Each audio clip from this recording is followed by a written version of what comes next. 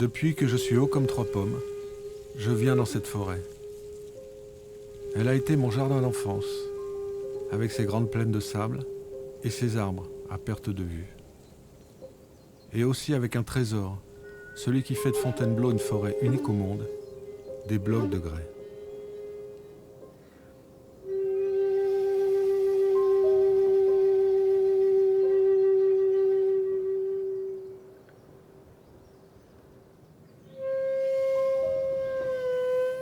À propos de ces rochers, Victor Hugo a écrit « Le grès a toutes les figures, il fait toutes les grimaces, il semble animé d'une âme multiple. »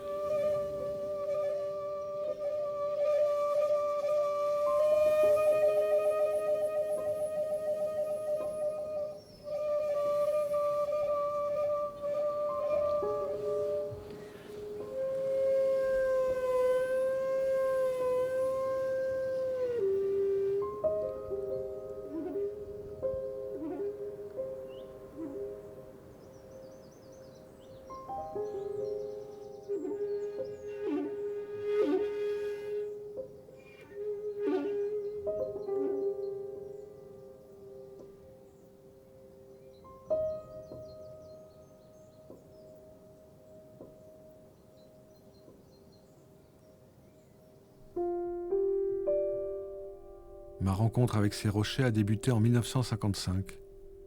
D'abord dans un couffin, puis dès que j'étais en âge de marcher, mon père m'a appris les secrets de la Varap.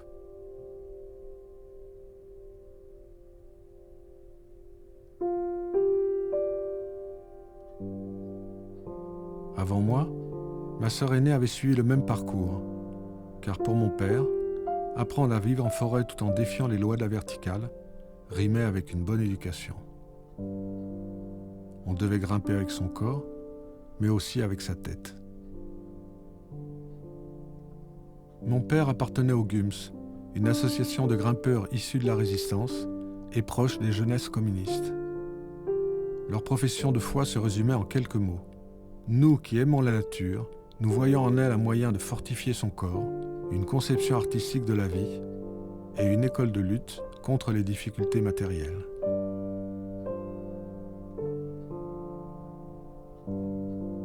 Moralité, hiver comme été, qu'il pleuve ou qu'il vente, à chaque fin de semaine, mon père fuyait la capitale pour partager avec ses camarades les joies de la Varap.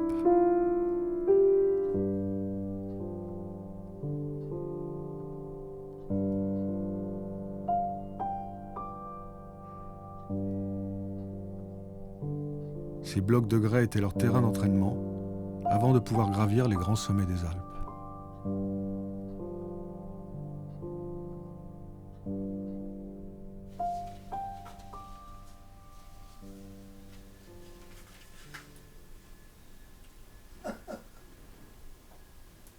C'est moi, non? Oui, c'est toi. Ah bon? Moi, t'arrivais à faire des sauts, moi ça me semblait des sauts impossibles. Non, mais c'était un peu du... T'étais mon héros. C'est un peu triché, ça, non? Le saut, il est pas triché, sinon... Non, mais je veux dire, d'accord, mais l'espace, c'est peut-être pas tellement... Oui. Ah, tu as des spectateurs, des admirateurs. Des témoins, plutôt. Oui. Mais tu disais que c'était bon d'aller dans les rochers parce que... L'air était bon. On savait que l'air était quand même pollué autour de Paris, et l'air Fontainebleau, c'était un endroit où on respirait, quoi. Forêt de Fontainebleau. Il n'y avait pas un dimanche où on ratait Fontainebleau. Bah, qu'est-ce qu'il y avait d'autre? Comme forêt, il n'y avait pas grand-chose autour de Paris. On ne les connaissait pas. Et on avait été... Non, mais on aurait pu aller à la messe. À la messe? À la messe, non. On était incroyants, athées. Mais la messe, non. Ah bah ça, c'est toi? C'est moi, oui. Oui, c'est toi. Ah, dis donc. Tu m'as fait connaître les rochers oui, tout petit. Tout petit, oui, quelques mois, quoi. Et alors Suzanne m'a raconté qu'une fois, tu as commencé à grimper et qu'après elle t'a fait prévenir qu'il fallait rentrer à Paris parce que elle allait accoucher, c'est ça? Oui, mais c'était pas là, c'est pas dans Fontainebleau. C'était pas dans la forêt, c'était le long de la route qui va c'est la route de l'autre côté de la forêt, là. On s'appelle. Moi, elle m'a dit que c'était au Rocher des Demoiselles. C'est peut-être là, le Rocher des Demoiselles, oui. C'est possible. Et alors, comment ça s'est passé? Eh bien, on est rentré d'Ardard, bien sûr. Alors, on est rentré d'Ardard et on est allé à la polyclinique des Bleuets. Mais j'aurais pu naître à Fontainebleau, du coup. Ah, bah oui, mais pas. Non, pas vraiment. Ça, Ça s'est joué à quelques heures, il paraît. ah oui, quelques heures, oui, effectivement. Oui. Ah oui. Ah oui. Et ce jour-là, il fallait absolument que tu ailles grimper. Le jour de ma naissance. Je sais pas si on allait grimper ou si. Ça vient pas. En tout cas, vous étiez dans la forêt. On était dans la forêt, oui.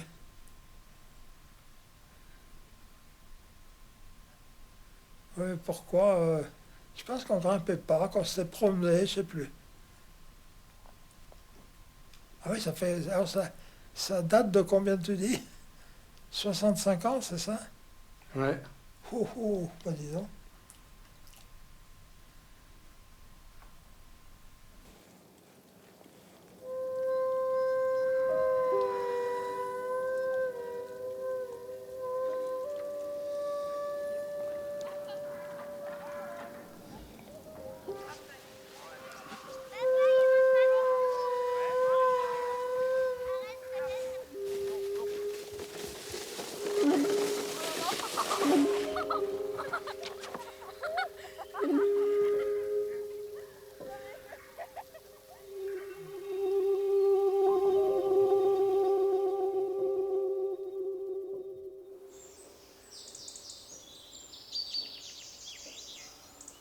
J'aurais aimé accompagner mon père au Rocher des Demoiselles, histoire de rafraîchir quelque peu sa mémoire.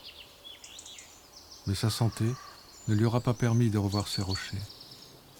Et à présent, il est parti, comme tous ses anciens amis grimpeurs.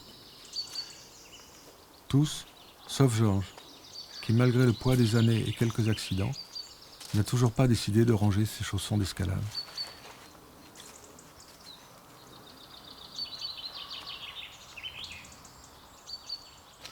Tu nous emmènes où, là? Bah, au départ. Au départ des circuits verts, jaunes, bleus. Et toi, tu fais lesquels? Plutôt les plus faciles. Du vert et un peu de jaune. Voilà, donc là, nous, on va venir faire cela. Là. Mais dis donc, il y a du monde. Oui, il y a des enfants qui sont sur le départ. Oui, oui. Donc, mais là, il y en a d'autres. Là, il y a le numéro 6. En accompagnant Georges en forêt, j'y ai retrouvé sa nièce Danielle.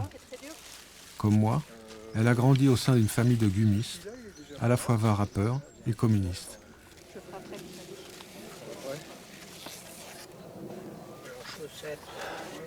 À l'époque où nos parents grimpaient ensemble, je faisais mes premiers pâtés dans le sable, pendant que Daniel prenait ses biberons à l'ombre des rochers.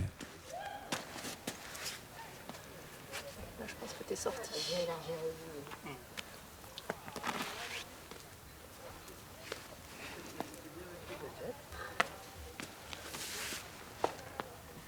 Pareil pour de vrai. Ah bah si vous voulez, oui.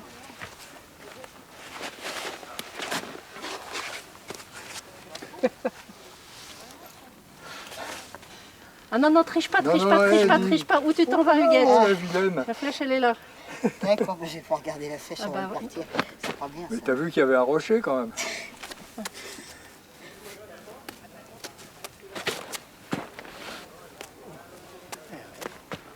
Bravo. Toi, tu te sens capable de le faire. Je vais essayer. Elle va faire sans les mains. Non, Triche je pas, penserais hein. C'est honteux. Si, ça va, parce qu'il y a une très bonne prise là.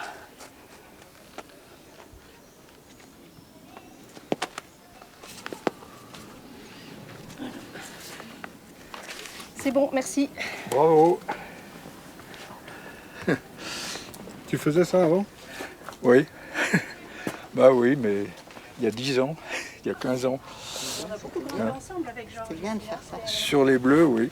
On se faisait le bleu le dimanche. On aimait bien souvent les fins de journée ensemble quand tout le monde était parti. Et, et nous, on restait voilà, tous les deux jusqu'à la nuit tombante, voire tomber. Et on a même retrouvé ta fille une fois, à moitié congelée, dans l'obscurité totalement noire. Tu te rappelles? Ouais, parce qu'on s'était perdus. Clémence. Oui, on s'était un peu perdus. Oui. Mais on s'était retrouvés. Bon. Et toi, tu grimpes depuis combien de temps? Qui, moi? Oui, t'as compté? Ouh là là, depuis 53. 52, j'ai commencé. 52, ah ben ça va faire... T'avais 20 ans, toi. dis donc, en 2022, là, ça va faire 70 ans que je grimpe. Aïe, aïe, aïe.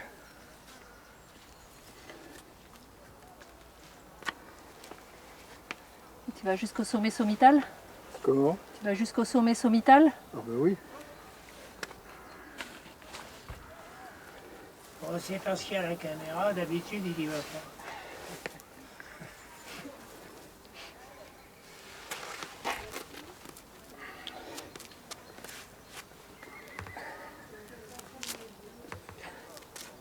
Bravo, Jean. Voilà, Ben, lève les bras en signe de victoire. je vous ai compris. Ce que j'appelle une gymnastique d'entretien.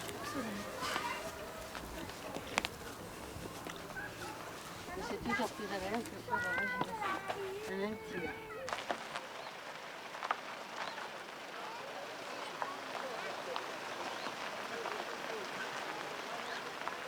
À l'époque de mes parents, il n'y avait ici que quelques groupes de grimpeurs parisiens. Mais aujourd'hui, ça vient de toute l'Europe, et parfois de bien plus loin, de Nouvelle-Zélande, du Japon ou des États-Unis.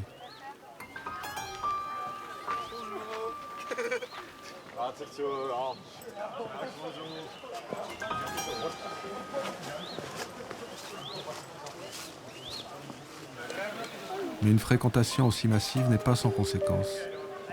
En plus de l'accumulation des déchets et des risques d'incendie, le sable se tasse au pied des rochers et certains d'entre eux ont commencé à basculer.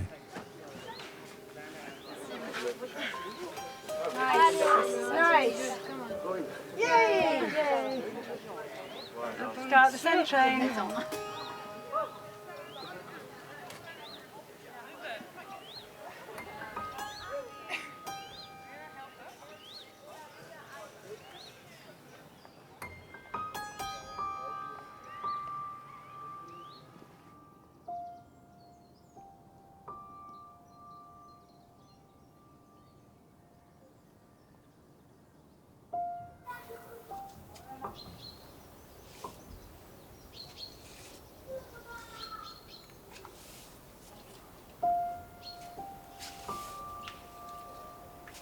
Loin de la foule du dimanche, je suis venu en semaine pour découvrir un grimpeur original.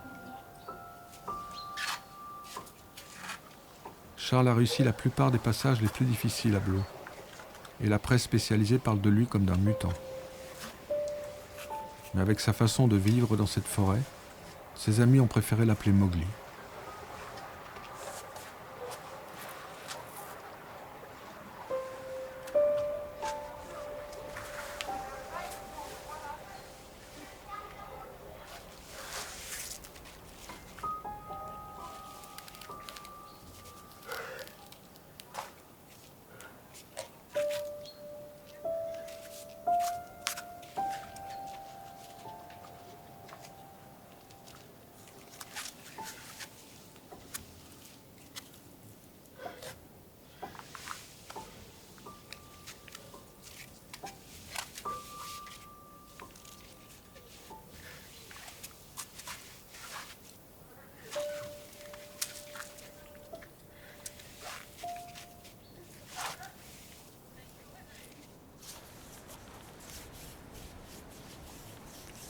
Tu grimpes toujours pieds nus?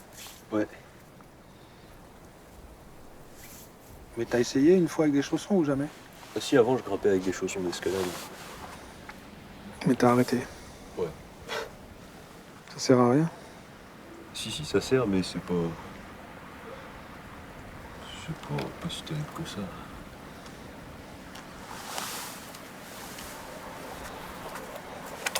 Ah merde. En fait, c'était un moment où mes pieds ils grandissaient vite, tu vois. Donc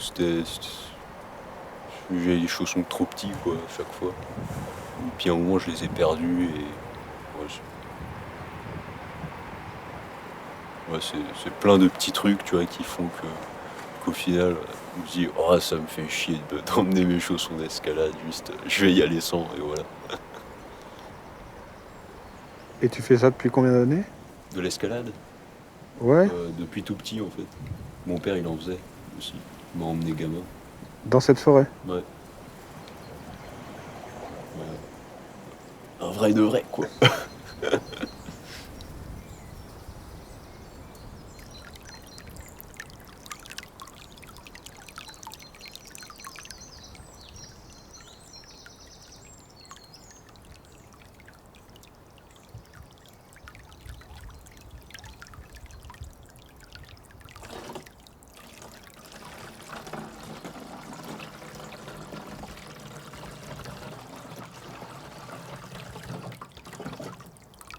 Mais là, ce que tu viens de ramasser, c'est du cresson?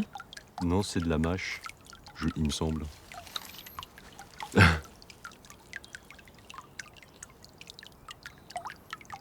suis pas certain, mais ça a l'air bon.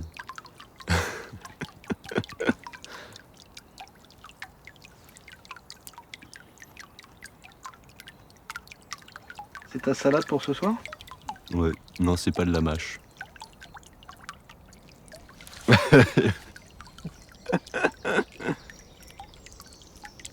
Mais ça ira bien.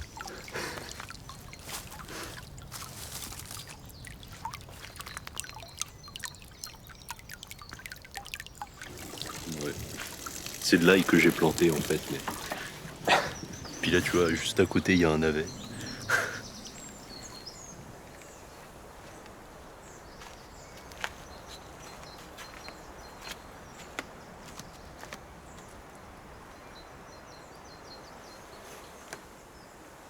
Tu passes combien de temps ici dans l'année? Je sais pas, 200 jours. Peut-être 150, je sais pas. La plupart du temps, quoi. Mais tu préfères habiter ici que de retourner en ville? Ah ouais. C'est sûr et certain. C'est quoi l'avantage pour toi? C'est proche des rochers. Il n'y a pas à avoir de voiture, ni de se déplacer, ni de loyer à payer. Et puis, c'est beaucoup plus stimulant comme endroit pour l'essence. Et t'as de la visite ici, parfois? Ah ouais, parfois. Il y a des gens qui passent, des marcheurs, quoi. Ou sinon des copains qui passent. Plus souvent l'été qu'en hiver. Mais en hiver, toi, t'es là? Ouais. Pas tout le temps, mais comme d'habitude. Plus souvent qu'en été, en fait. Parce qu'il fait trop chaud l'été. Et puis, au printemps, il y a beaucoup de monde. C'est désagréable.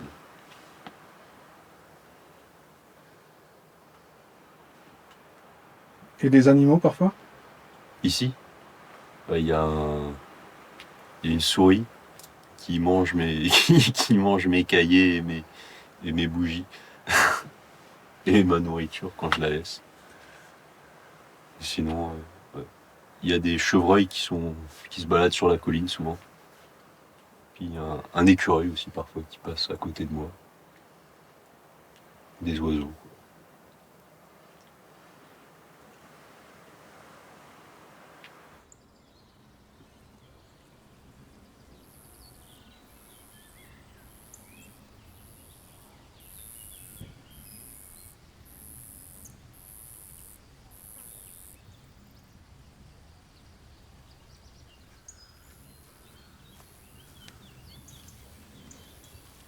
Qu'est-ce que t'en penses de celui-là, là? Le grand là, Oui. il a l'air sympa. Ça veut dire quoi, sympa, pour toi, un rocher? Agréable à grimper, quoi. Tu vois, peu importe la difficulté. Tu veux lui dire bonjour? Et essayer 2-3 mouvements ou pas? Le grand, là? Ouais. Bah ouais, si tu veux, je peux le faire. Sans blague. Ouais. Allez, marché conclu.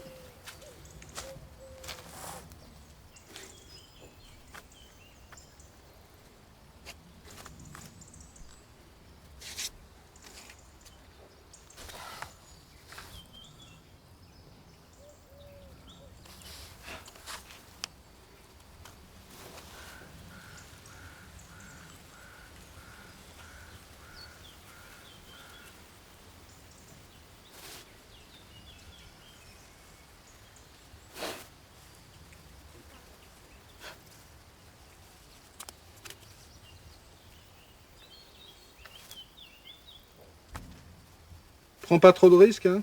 Oh, c'est bon. Ça vaut pas le coup pour un film. Ouais.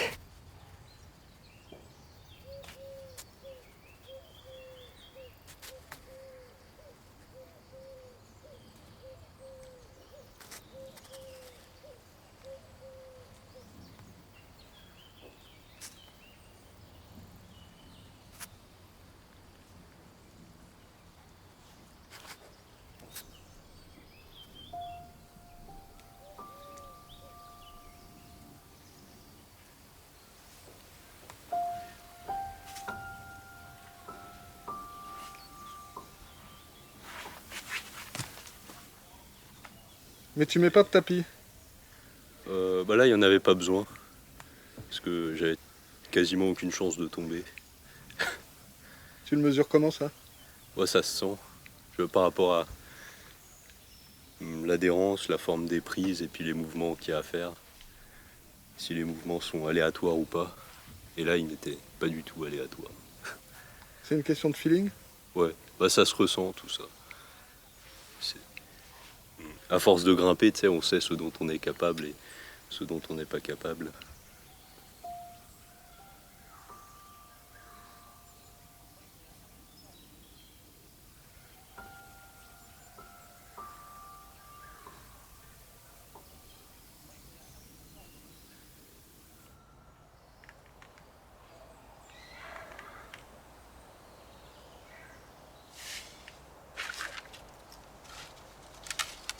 Parmi tous les rochers de la forêt, Charles en a choisi certains qu'il appelle ses projets.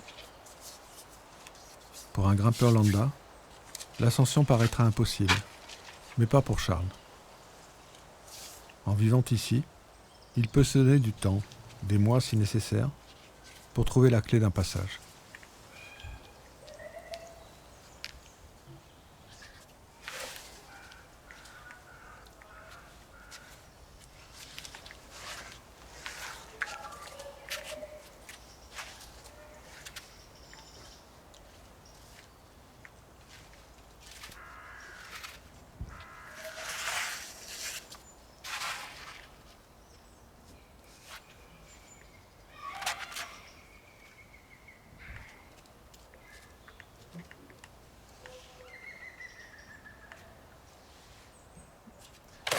Ouais.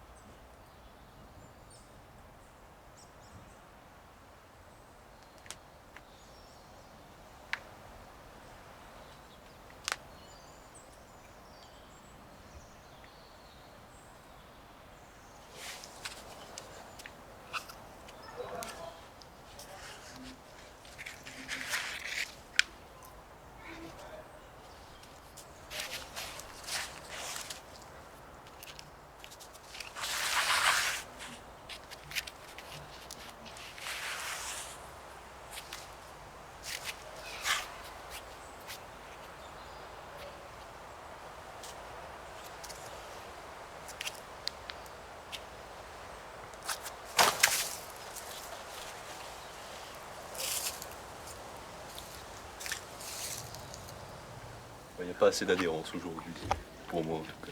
Il faut que le rocher soit froid, c'est ça? Ouais. Ça change quoi? En fait, la sueur, ça fait comme si tu tu mettais de l'eau entre le rocher et ta main, quoi, ça glisse tout simplement. Il ne faut pas que ce soit trop sec non plus, pour bien que ça adhère. Ouais. Sinon c'est comme si tu frottais deux rochers l'un contre l'autre, quoi. Ça glisse, ça colle pas. Parce que la peau, elle doit épouser la forme la texture de la roche, en fait.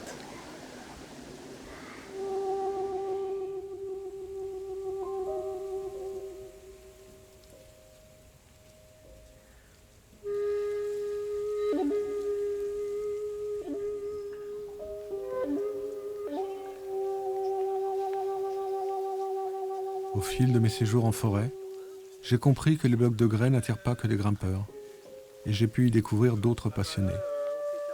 Ils ne cherchent pas à se hisser dessus, mais plutôt à se faufiler dessous. Car en cherchant bien sous les rochers, certains ont découvert des gravures millénaires.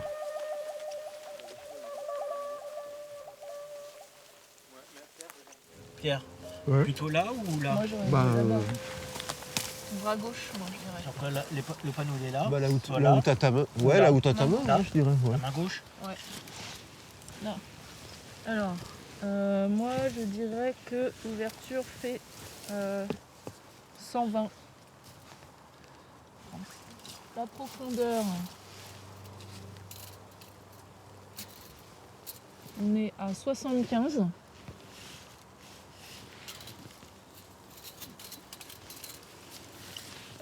Distance de la gravure à l'entrée, je dirais 0. Si c'est là. Bah, on est à 0. 10, Attends. Et attends, la position du graveur.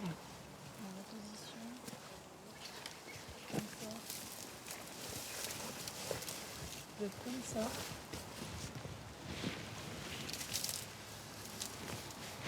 Oh, le mieux c'est comme ça, hein, allongé, parce qu'en fait t'as l'épaule qui passe en dessous. Ouais. Et je pense que c'est plutôt un droitier. Hein. Ah oui. Là, elle n'a pas de doute. Là, ça fait penser à un homme à tête d'oiseau. Là. Oui, là, il a la double, là. Il a les deux têtes d'oiseau, celui-là n'en a qu'un. Enfin, faudrait vérifier, peut-être qu'il y a un trait qui a échappé au... Là, il a un sexe en forme de tête d'oiseau et une tête en forme de tête d'oiseau aussi. À côté, tu as 3 petits entrepôts, là t'en as 2.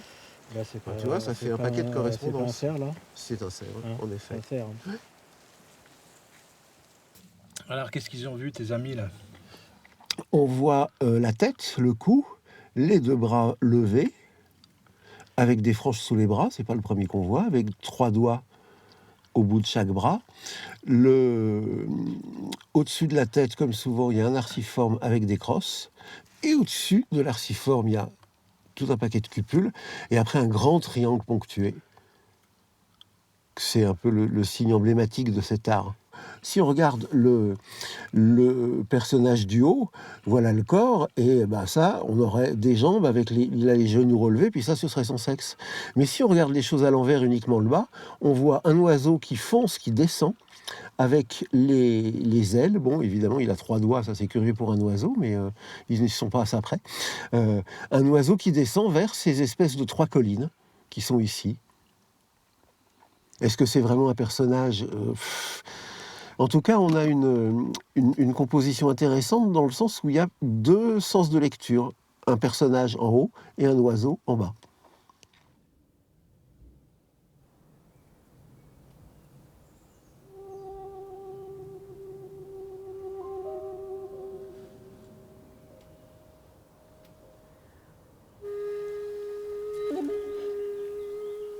Aujourd'hui, j'ai retrouvé Pierre, un des chercheurs d'art rupestre. Il a accepté de me présenter certaines des plus belles gravures de la forêt, à une condition, celle de ne pas filmer le lieu précis où elles se trouvent. Tout cela doit rester entre nous, sinon des gens mal intentionnés pourraient venir vandaliser des trésors aussi fragiles.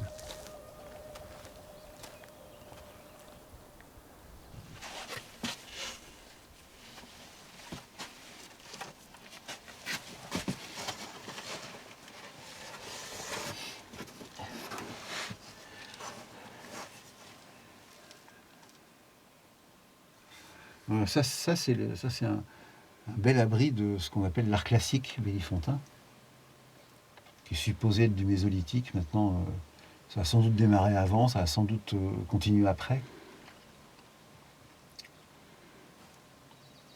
Mésolithique, c'est quoi, 10 000 ans avant nous, c'est ça? Mésolithique, ça a commencé en moins 9000 et ça a fini vers moins 5000. C'est-à-dire que c'est les derniers chasseurs-cueilleurs. C'est avant que l'agriculture arrive, au néolithique, en 5000 avant Jésus-Christ en gros. Et puis après, les gens qui ont peint Lascaux, c'est-à-dire quand il y avait encore des chasseurs-cueilleurs, comme du temps de Lascaux, mais le climat était redevenu à peu près tempéré, comme maintenant. Donc c'était des homo sapiens, des gens comme toi et moi, mais qui vivaient dans un climat qui ressemblait à peu près au nôtre, mais qui étaient encore chasseurs-cueilleurs, qui ne connaissaient pas l'agriculture. Alors, ils ont été profonds. Et comment ils font pour aller là-bas et pour graver?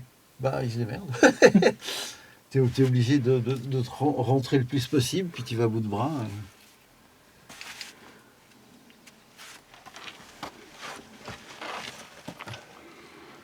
On a tout un paquet de tablettes de chocolat. T'appelles ça des tablettes de chocolat, toi? Ouais, c'est un mot d'argot. Toi, tu l'interprètes comment, alors? Moi, j'interprète pas, j'en sais rien du tout. J'en sais rien du tout. C'est comme on voit ça dans plus de 1000 abris.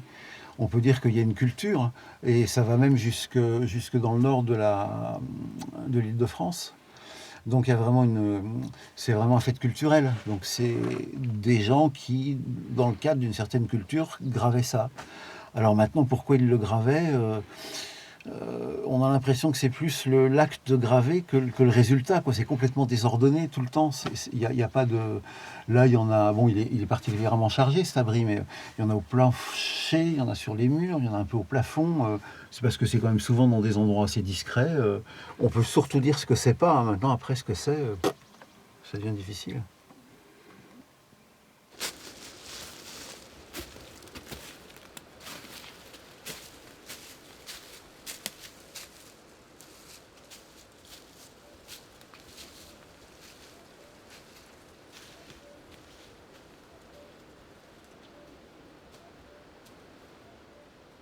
Il y a des sillons, il y en a partout. Tout ça, on voit, tout ça, c'est des grilles anciennes, donc peut-être 3000 ans, qui sont un petit peu partout, avec des tonnes de cruciformes dans tous les sens. Et il y a 3-4 mois, je passais par là pour faire des mesures, et quelle ne fut pas ma surprise de voir ces espèces de tracés en 8, là, en forme de pied, je sais pas, avec ici H-I. Moi-même, quand j'étais gamin, je voyais un endroit avec des gravures, et ben voilà, je mettais mes initiales, comme tout le monde. Le graffiti appelle le graffiti, on a toujours envie de surcharger. Et là, c'est sans doute ce qui s'est passé. Quelqu'un qui a vu ces gravures, qui dit, tiens, ben, je vais mettre ma patte, il n'y a pas de raison. Et puis il a gravé ces deux espèces de 8 là qui maintenant si on l'avait découvert lequel, on aurait dit tiens ben voilà, ça fait partie du panneau, alors que bon, maintenant on sait très bien que c'est récent, quoi. Pour certains abris extrêmement importants, on envisage éventuellement de les isoler, de les mettre sous grille ou sous vraiment de les isoler, quoi. Mais c'est pas facile parce que chaque fois qu'on a fait ça, ben, ça a été cassé peu de temps après, donc ça sert assez peu. Par exemple, la véritable grotte de Lascaux, il y a une porte avec un cadenas. Alors évidemment, on pourrait dire oui, si on peut très bien y aller et faire sauter le cadenas. Pas du tout, parce qu'il y a des systèmes de vidéosurveillance, et le moindre mec qui s'approche, tout de suite, il y a le GIGN qui arrive, qui lui saute dessus. C'est absolument impensable. Mais parce que c'est tellement une grotte comme Lascaux est tellement patrimoniale qu'on peut mettre des moyens là-dessus. Alors qu'en forêt de Fontainebleau, des abris, on en a 2000, on ne peut pas mettre un flic derrière chaque abri, c'est pas jouable. Donc on essaie de dire aux gens, attention, c'est précieux.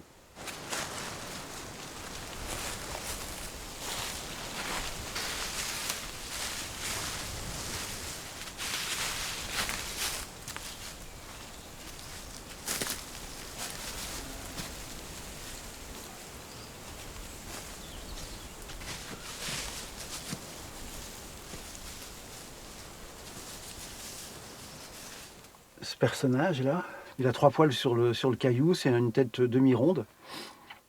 Il n'a pas de cou, puis il est très très massif comme ça. Et souvent, pas toujours, mais souvent, il est sexué. Et quand il est accompagné d'un animal, c'est toujours d'un oiseau. Là, celui-là, il est joli tout plein. On voit le bec qui est pointu, les 2 pattes arrière, et puis la queue qui est fourchue, qui est très très très très longue. C'est pas du tout réaliste. Mais c'est comme si c'était un attribut féminin, quoi. Chaque fois qu'il y a un oiseau, c'est toujours à côté d'un personnage qui est féminin. Ici, un soleiliforme. Alors, est-ce que c'est un soleil? C'est pour ça qu'on dit soleiliforme, parce qu'en fait, on n'en sait rien. Hein, c'est pas forcément un soleil. Et puis, ce qui est très très curieux, c'est de cette excroissance qui est reliée au sexe, sort ce symbole-là, avec deux cupules, 2 traits, un trait comme ça. Et ça, on voit ça et un arciforme au-dessus.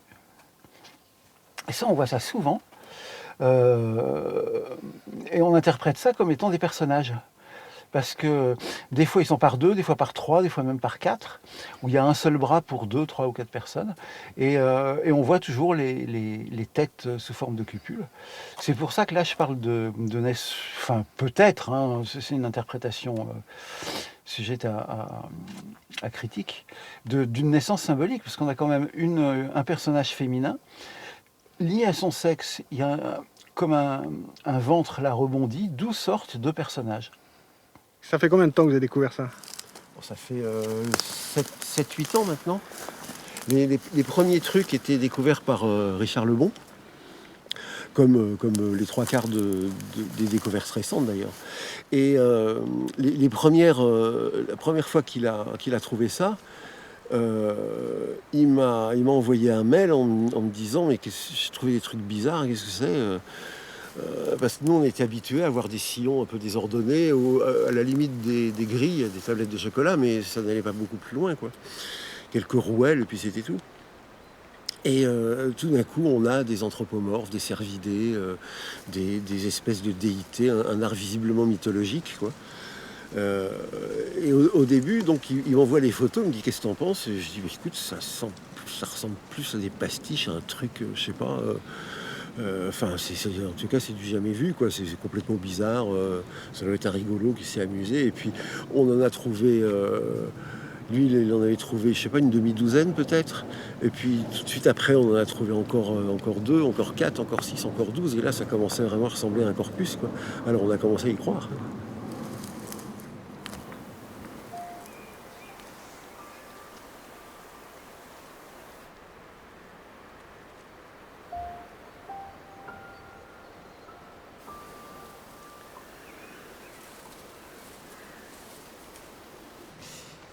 Tu y viens combien de fois par semaine ici? Oh, j'y vais moins de 7 fois par semaine. J'y vais, enfin ici même, tu veux dire, ou à Fontainebleau en général? Ouais, à Blot. À Blot, 1 à 2 fois par semaine. Quand il fait beau, c'est 2 fois par semaine, et quand je suis là. Si je suis en montagne, évidemment, je ne viens pas ici. Mais sinon, c'est le rythme normal, c'est 2 fois par semaine. Mon rythme normal, et j'essaye de le maintenir, de ne pas le réduire, parce que quand on a la flemme et qu'on a mal partout et qu'on se dit oh, aujourd'hui j'y vais pas, et puis le coup d'après non plus, et puis après c'est fini, quoi. Après ce sera la chaise roulante. Voilà. Eh bien allons voir ton domaine, ouais. Oui.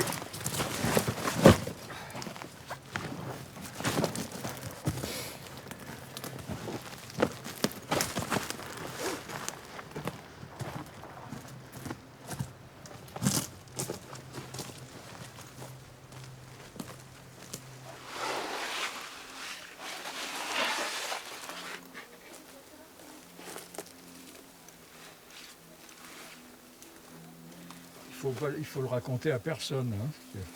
J'ai un coin secret parce que je veux pas qu'il y ait la cohue là, qui est trouvé une fois 50 Allemands, 80 Hollandais.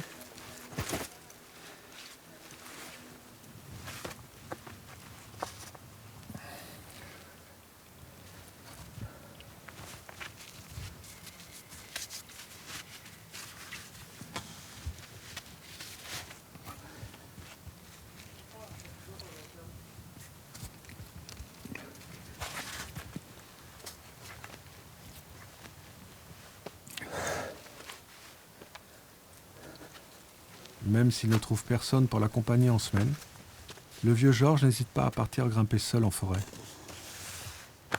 Avec ses 2 prothèses aux genoux, ses amis l'ont surnommé affectueusement Iron Man.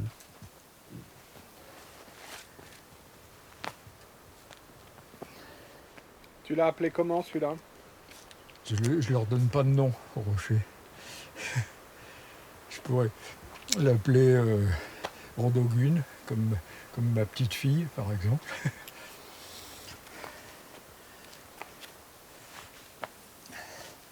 En fait, elle s'appelle pas Rodogune, mais c'est le prénom que je lui donne.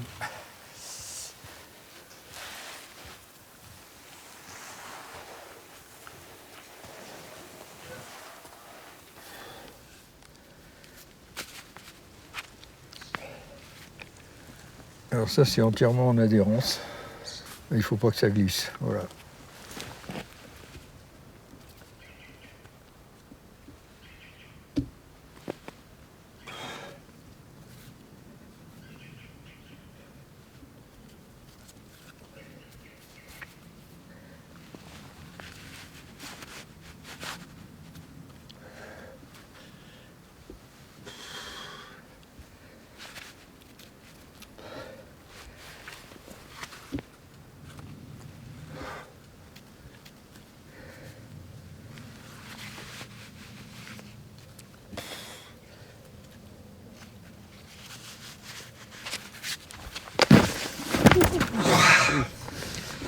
Ah zut alors.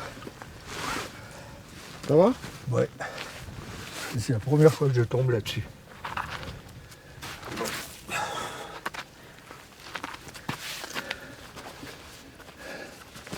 Bon, ben voilà, c'est la première fois que je tombe sur cette dalle. Ben pour cette fois-ci, je vais la laisser. Il faut bien la nettoyer. Il y a le moindre truc qui fait glisser.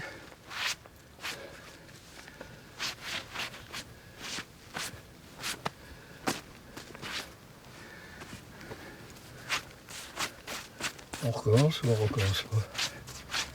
Ah là, il n'y a que toi qui peux décider ça. Hein.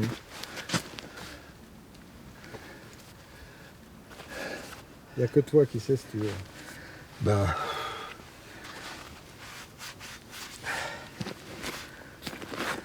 Ça me fait râler parce que c'est la première fois que je tombe là-dessus.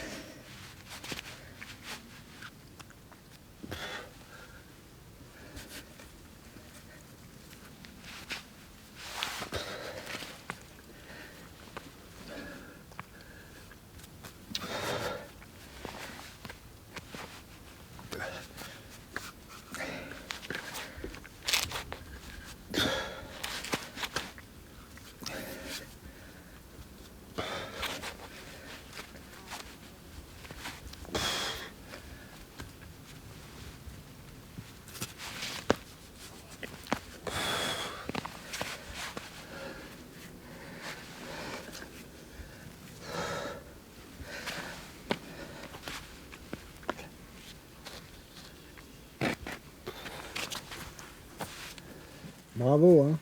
Oh, non, ça mérite pas bravo parce que je suis tombé. Mais t'as pas le droit de tomber, toi. Ben, j'aime pas tomber. Ça m'arrive rarement.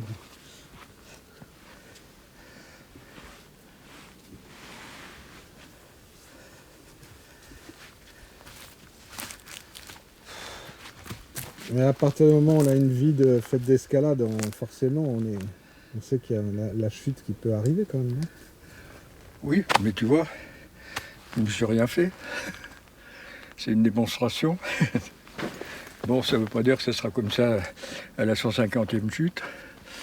Quand j'aurai 108 ans, peut-être que je ferai la chute finale. Parce que là, t'en as quel âge maintenant? Oh, bah, dans 2 mois, j'aurai 91, 91 en mauvais français. Dans 2 mois, pas maintenant. Quand on commence à être à 3 ou 4 mètres du sol, sans assurance, ou à 5 mètres, ou 6, ou 7, à Fontainebleau, on peut être même à 10 mètres, ou en falaise, ben, il arrive quand même qu'on ait peur. Et donc, ça oblige à maîtriser la peur, à s'arrêter, à respirer à des grandes goulées d'air, se calmer et puis se dire j'y vais tout doucement. Je calme. Alors, je crois qu'à ce point de vue, c'est une très bonne école là, de maîtrise de soi.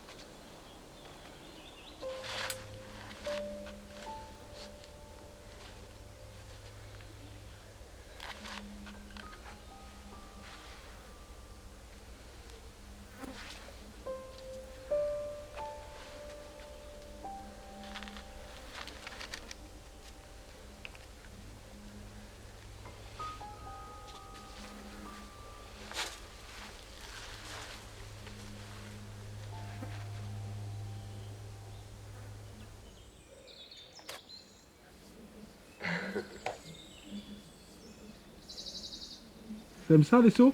Ouais, j'aime bien.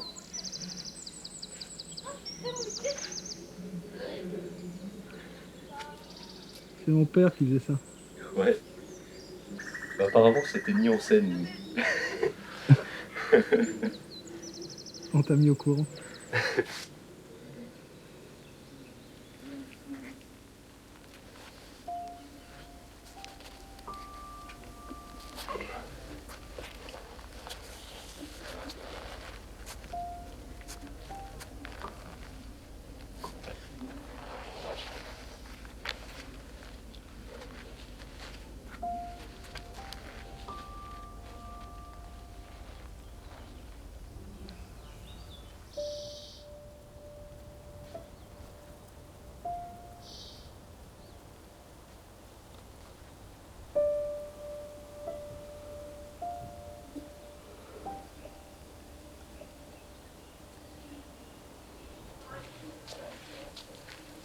Hier, j'ai proposé à Charles de retourner voir son projet de surplomb qui n'avait pas réussi. Il m'a répondu qu'avec le fond de l'air qui est plus frais, il voulait bien taper quelques essais, comme il dit. Mais il a ajouté que sa réussite n'était pas pour autant garantie.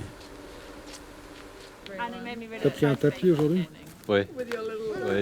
La dernière fois, j'avais pas osé le mouvement de fin.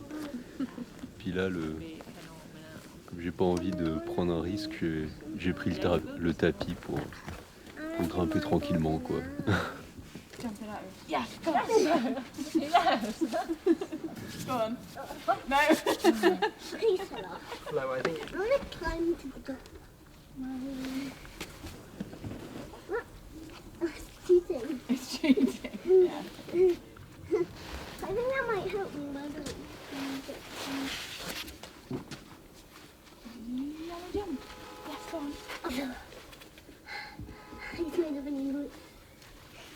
He's putting me on my legs on the ground.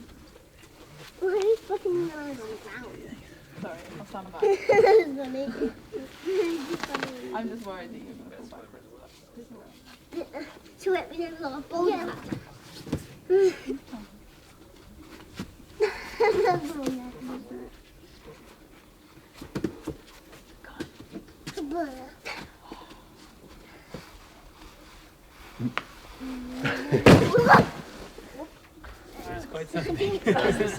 Charles, ça t'arrive des blocs qui te résistent? Ouais, ça arrive.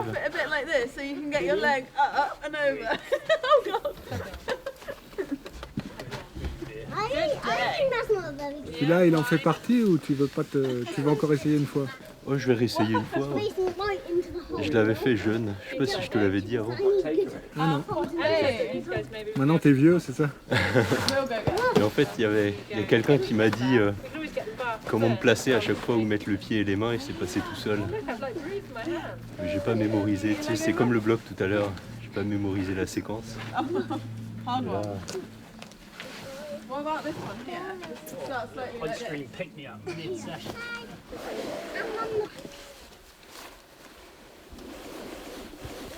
Cool day.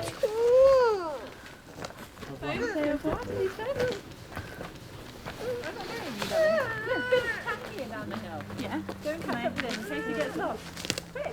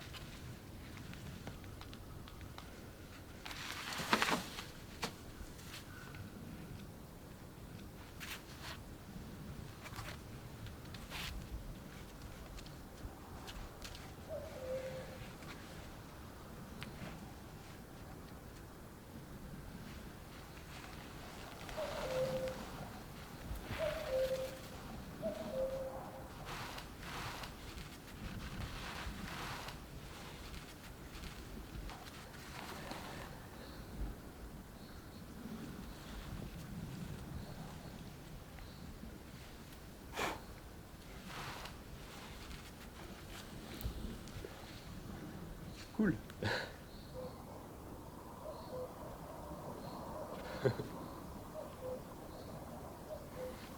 Tous les autres sont partis. Tu m'as réservé ça que pour moi. Ouais. Merci Charles, merci beaucoup.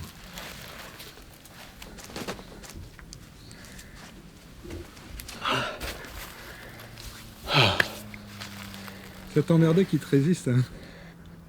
Ah ouais, pas tant que ça. Un peu quand même. Hein. Un peu, ouais. C'est plus... En fait, les mouvements du début, au début ça monte et ça redescend. Et c'est contre-intuitif parce qu'à un moment on peut continuer à monter et il faut se forcer à descendre. C'est là où je me suis emmêlé les pinceaux. Et ça, vous lui donnez une cotation à cette difficulté? Oui. Il y a une cotation à ce passage. C'est donner 7C+, ou 8A, suivant des personnes. C'est important pour toi, les cotations? Ça a une importance, mais... disons que c'est... de moins en moins, quoi.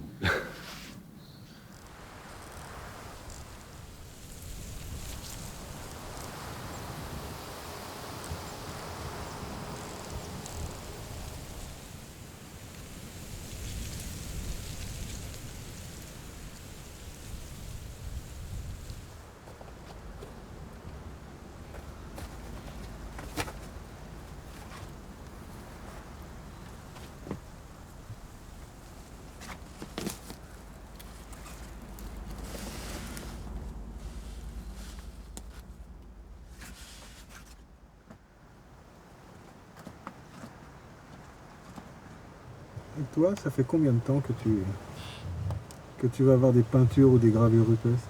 Oh, depuis que je suis ado. J'emmenais mes parents dans le Périgord, dans le nord de l'Espagne, quand j'avais 15 ans, pour aller voir tout ce qui était visible touristiquement. Et puis là,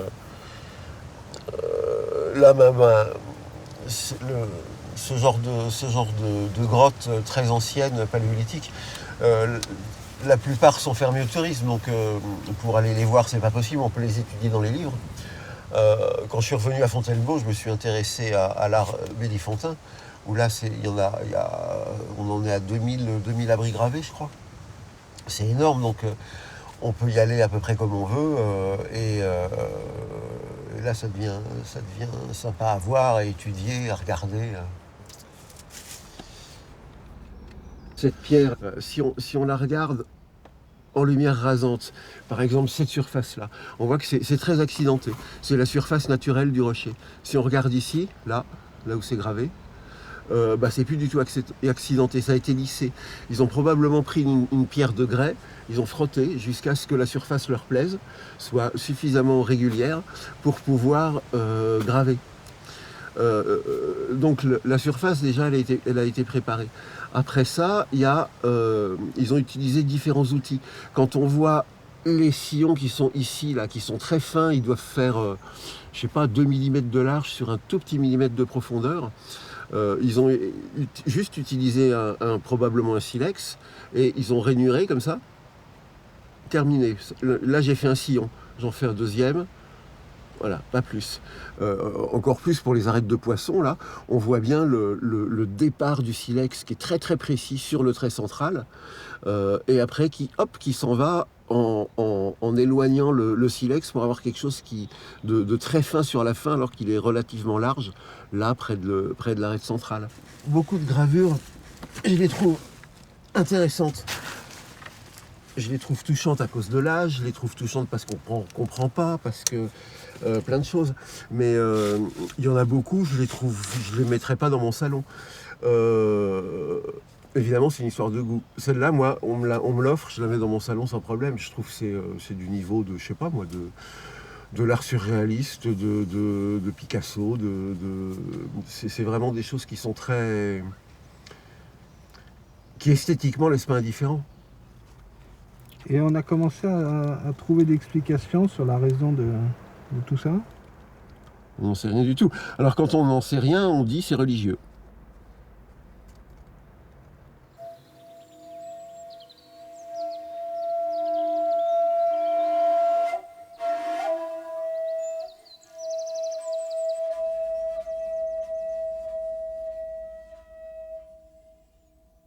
Donc ça, c'est ça qu'on appelle le trésor du nord de la France. Alors, on voit pas très bien, mais on voit quand même... il s'agit d'un cheval. Peut-être les parties les plus visibles sont le bas du corps, avec la patte avant, enfin l'antérieure, l'autre antérieure, la ligne du ventre, le postérieur, l'autre postérieur, la croupe, qu'on voit bien, on devine la queue, là, on voit la ligne du dos. Éclaire bien en latéral, parce que ça me... Vas-y. Ouais. Voilà, là on voit bien la ligne du dos. On devine la crinière qui est figurée par des hachures plus ou moins verticales. Et la tête qu'il faut deviner avec beaucoup de bonne volonté. On a le chanfrein ici, le naseau, la bouche, la ganache, l'œil qui est là. Et puis peut-être les oreilles un petit peu au-dessus. Et l'encolure qui est ici, qui vient rejoindre l'antérieur. Ici, on a trois sillons qui étaient naturels, mais qui ont été surgravés par les artistes de l'époque, semble-t-il, et qui représentent un sexe féminin. On a également, tout à fait à gauche, une autre tête de cheval qu'on devine à peine. On devine le chanfrein ici et le museau qui est là, et le bas de la tête, le dessous de la tête avec la ganache, mais on voit vraiment très très peu. Et ce qui est assez amusant, c'est que quand il pleut à l'extérieur, il y a ces fentes suintes d'eau, et il y a une flaque et il y a une coulée d'eau qui descend et qui qui passe là. Donc on a une association sexe féminin et chevaux qui est également typique du Paléolithique. Les gens qui ont dessiné ce cheval, il y a 15 000 ans, c'est beaucoup plus ancien. Eux, ils se considéraient pas comme maîtres de la nature, ils faisaient partie de la nature au même titre que le cheval, et ils représentaient le cheval comme étant une des parties de la nature. Cet art très ancien, ce qui est vraiment fascinant, c'est qu'il a été fait par des gens qui sont à 1000 lieues de notre état d'esprit, par des gens qui considéraient qu'ils faisaient partie de la nature, qu'ils n'étaient pas plus importants que le cheval qui est dessiné ici. Ça, c'est épatant, quoi.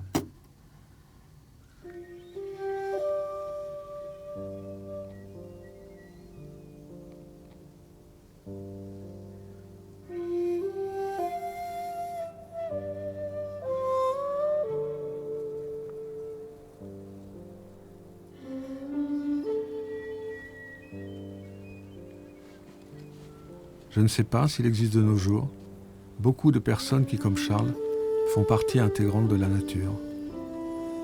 Le jour, il grimpe sur les rochers, et la nuit, il dort dessous.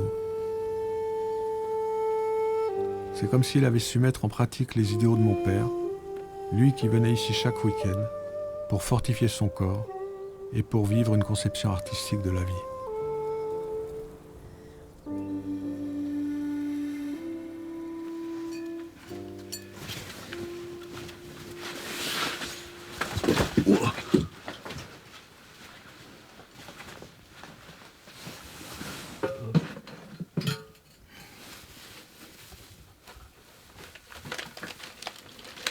C'est ton garde-manger, ça? Ouais. C'est le garde-manger. Sinon, il y a les mulots qui viennent? Ouais, sinon il y a des souris. Et là, il y en a une qui est revenue, elle a fait des terriers là, dans le mur. Tout ça? Alors, dans le mur là, dans le mur sableux, là on voit il y a un trou. Et puis après, il y en a un autre. Ouais, elle en a refait là, quelques galeries. Et puis là aussi, on le voit clairement parce que c'est assez propre. Et puis il y a un trou juste là au bout de l'ombre. C'est toujours la même? Je ne pense pas. Mais attends. Ouais.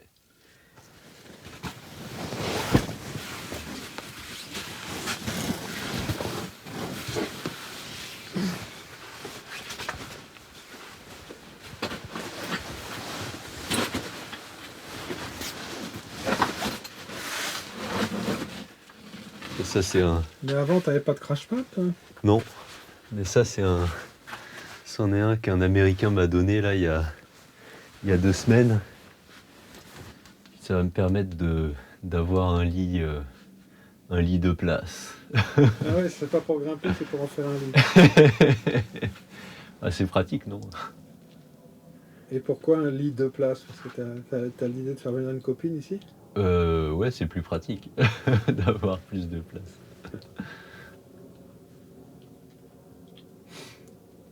Mais tu en as trouvé une qui accepte de vivre ici, dans le bivouac? De venir de temps en temps, en tout cas. J'en ai trouvé une qui accepte de venir de temps en temps. Elle accepte les souris aussi? Les souris, je lui en ai pas parlé. Là, on est en avril, mais il fait quand même froid la nuit. Il fait 1-2 degrés, je crois. C'est ce que tu m'avais dit. Ouais, c'est ce que j'ai lu, mais moi, il fait pas 1 ou 2 degrés chez moi, il fait plus chaud, tu sais. Ouais, c'est vrai. Mais le matin, t'as pas du mal à sortir de ton duvet, là? Le matin, ça va. Il fait beau en ce moment, donc ça se réchauffe très vite.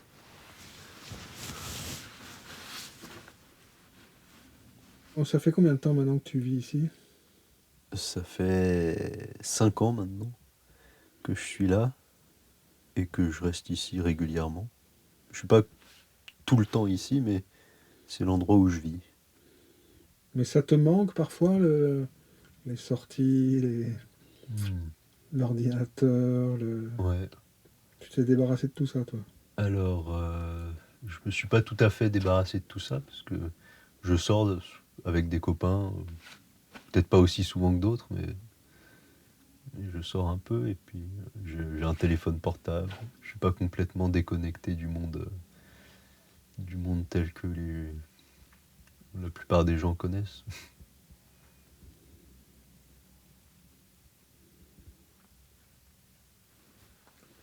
Mais personne t'a imposé ça, c'est un libre choix quand même, de vivre ici, Ouais, c'est ça.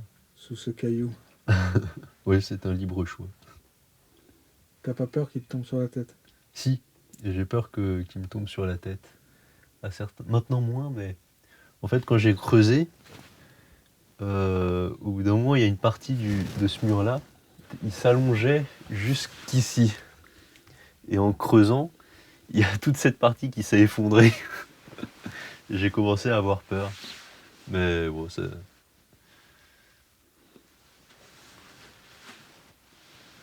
Voilà. En ce qui concerne le gros bloc, ça devrait aller quand même.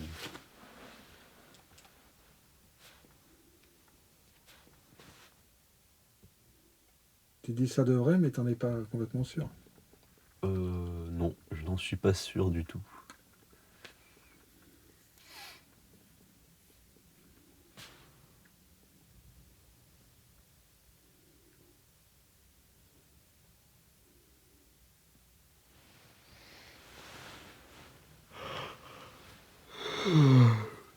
Ouais, ça a l'air de faire dodo. Hein. Ouais. Je crois qu'on va couper là. Souhaiter bonne nuit à tout le monde. Bonne nuit tout le monde.